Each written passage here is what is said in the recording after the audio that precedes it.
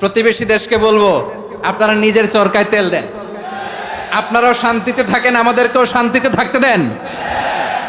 ভারত যদি বন্ধুত্ব দেখায় বন্ধুত্ব পাবে, কিন্তু ভারত যদি বাংলাদেশে আধিপত্যবাদ বিস্তার করতে চায়, বাংলাদেশের 18 কোটি জনগণ সেটা রুখে দেবে।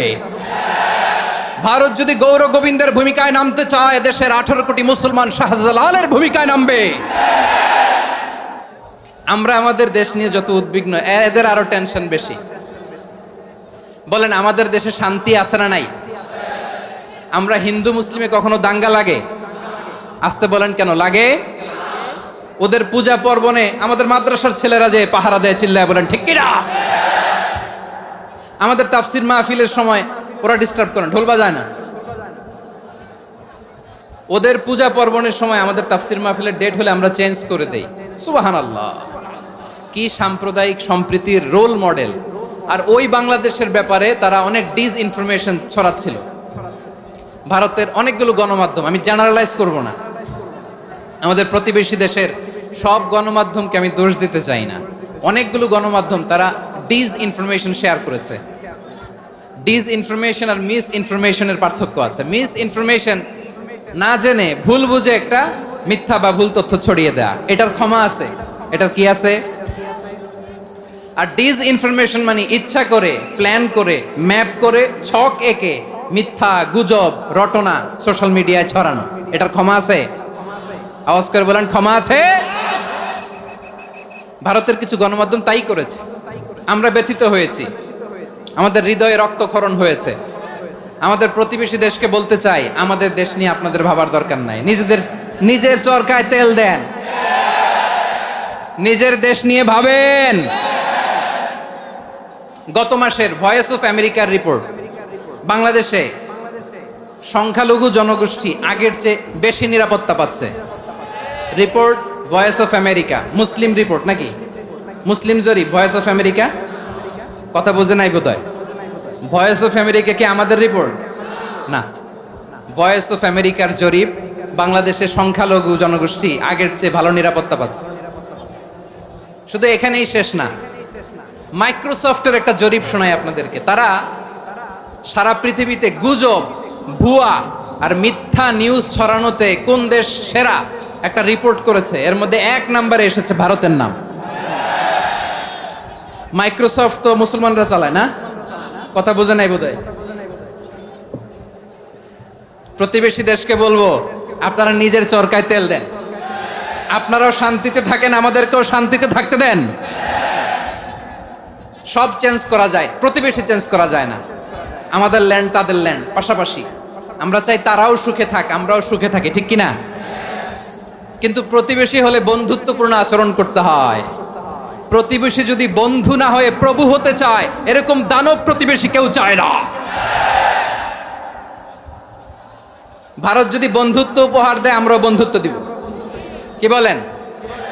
তারা যদি বন্ধুসুলভ আচরণ করে, আমরাও বন্ধুত্ব উপহার দেব। কারণ আমাদের পররাষ্ট্র নীতি হচ্ছে সবার সাথে বন্ধুত্ব, কারোর সাথে বৈরিতা নয়। আলহামদুলিল্লাহ বলেন, কত চমৎকার পলিসি আমাদের। আমরা নির্বিবাদী, আমরা বাংলাদেশিরা শান্তিকামী। We are proud of that. এজন্য আমরা গর্ববোধ করি। আমাদের পররাষ্ট্র নীতি সবার সাথে বন্ধুত্ব, কারোর সাথে শত্রুতা নয়। তাই প্রতিবেশী দেশকে বলবো, আমার ভাইয়েরা, আপনারাও আমাদের ভাই, বন্ধুত্ব দিলে বন্ধুত্ব পাবেন। বন্ধুত্ব ইজ ওয়েলকাম, দাদাগিরি নয়। বন্ধুত্ব ওয়েলকাম, দাদাগিরি নয়। Loud and clear.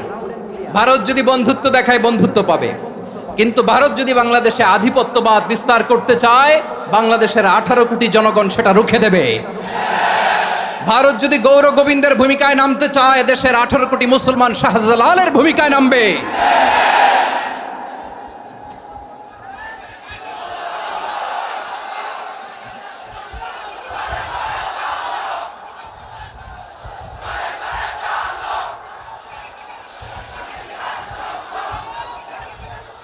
প্রিয় ভাইয়েরা, আমরা বন্ধুত্বে বিশ্বাসী, শত্রুতায় নই, ঠিক কিনা বলেন?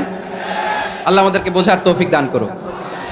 তাহলে এই যে তারা বলেছে এদেশে সংখ্যালঘুরা কষ্টে আছে, দুঃখে আছে, এটা কি ঠিক? বলেন, এটা কি ঠিক? না, তারা ডিসইনফরমেশন শেয়ার করেছে, এটা ঠিক নয়। আমার প্রতিবেশী বন্ধু রাষ্ট্রকে বলবো, আপনারা এটা করবেন না। এটা করবেন না। আমরা শান্তিতে আছি, আপনারাও শান্তিতে থাকেন, আমাদেরকেও শান্তিতে থাকতে দেন। এই যে চিটাগাংয়ের অ্যাডভোকেট আলিফ হত্যাকাণ্ডে গোটা বাংলাদেশ আমরা ধৈর্যের পরাকাষ্ঠা দেখিয়েছে, চিল্লায় বলেন ঠিক কিনা? আমাদের নেতা আমাদেরকে ডেকেছে, আমরা শান্ত থেকেছি, আমরা শান্ত থাকতে চাই, আমরা ঐক্যবদ্ধ থাকতে চাই। যে কোনো ষড়যন্ত্র রুখে দেওয়ার জন্য ঐক্যবদ্ধ প্রচেষ্টার কোনো বিকল্প নাই। তাই আজকের আলোচনার ছোট্ট একটা টপিক আমি শিরোনাম ঠিক করেছি, আমাদের জীবনে, সমাজ জীবনে, ধর্মীয় জীবনে, রাষ্ট্রীয় জীবনে ঐক্যবদ্ধ থাকার গুরুত্ব। এবার আওয়াজ করে পেকুয়ার ভাইয়েরা বলেন, আমরা ঐক্যবদ্ধ জীবনযাপন করতে চাই কি চাই না? আল্লাহ তাআলা সে নির্দেশনাই দিচ্ছেন। আল্লাহ তাআলা ইরশাদ করছেন, ওয়া'তাসিমু বিহাবলিল্লাহি জামিআন ওয়া লা তাফাররাকু ওয়াযকুরু নি'মাতাল্লাহি আলাইকুম إذ كنتم أعداء فألف بين قلوبكم فأصبحتم بنعمته إخوانا وكنتم على شفا حفرة من النار فأنقذكم منها كذلك يبين الله لكم آياته لعلكم تهتدون الله أكبر পড়েন। আল্লাহ বললেন, ও গোলামেরা শোনো, ওয়া'তাসিমু বিহাবলিল্লাহি জামিআ, ও আমার গোলামেরা সবাই মিলে আল্লাহর রশিকে আঁকড়ে ধরো। আল্লাহর রশি হলো ইসলাম, আল্লাহর রশি হলো কোরআন। আল্লাহ বললেন কোরআনকে আঁকড়ে ধরো, ইসলামকে আঁকড়ে ধরো। একা একা আঁকড়ে ধরলে চলবে না, জামিয়া সবাই মিলে আঁকড়ে ধরো। এই আদেশটা আমাদের জন্য দান করেছেন কে? আল্লাহ তাআলার নির্দেশ, ওয়া'তাসিমু বিহাবলিল্লাহি জামিআ, সবাই মিলে আল্লাহর রশিকে আঁকড়ে ধরো। হাবলুল্লাহ মানে আল্লাহর রশি, হাবলুল্লাহ মানে কি? রশি। এই হাবলুল্লাহ আল্লাহর রশি বা আল্লাহর রজ্জু দ্বারা উদ্দেশ্য হচ্ছে ইসলাম। আল্লাহর রশি দ্বারা উদ্দেশ্য কি? তাফসিরে অনেক ব্যাখ্যা এসেছে। এরকম পরিস্থিতিতে তাফসিরের সূক্ষ্ম সূক্ষ্ম বিষয়গুলো আমরা শোনাতে চাই, কিন্তু পরিবেশ হয়ে ওঠে না। আল্লাহর রজ্জু বা আল্লাহর রশি দ্বারা উদ্দেশ্য হচ্ছে ইসলাম।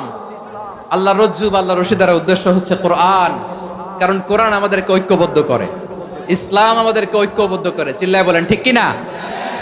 এজন্য আল্লাহ বললেন, তোমরা আমার রশিকে আঁকড়ে ধরো, বিচ্ছিন্ন হয়ে না। আমার দেয়া নেয়ামতগুলো স্মরণ করো। যখন তোমরা ছিলে শত্রু, তোমাদের মধ্যে হৃদয়ে আমি আল্লাহ ভালোবাসা ঢেলে দিলাম, ফলে তোমরা সবাই ভাই ভাই হয়ে গেলে। তোমরা সবাই ছিলে জাহান্নামের কিনারায়, জ্বলন্ত অগ্নিকাণ্ডের পাশে। আমি আল্লাহ দয়া করে ঈমানের বদৌলতে তোমাদেরকে আগুন থেকে ফেরালাম। আমি আল্লাহ দয়া করে তোমাদেরকে জান্নাতের পথ দেখিয়ে দিলাম। সুবহানাল্লাহ পড়েন। এমন পথ দেখালাম যেই পথ তোমাদেরকে জান্নাতে নিয়ে যাবে, পথের দিশা তোমরা পাবে। লাআল্লাকুম তাহতাদুন। প্রিয় ভাইরা, তাহলে আমাদের যে ঐক্যবদ্ধ থাকতে হবে, এই নির্দেশটা কার? নাকি মন মতো আমি বানায় বলতেছি?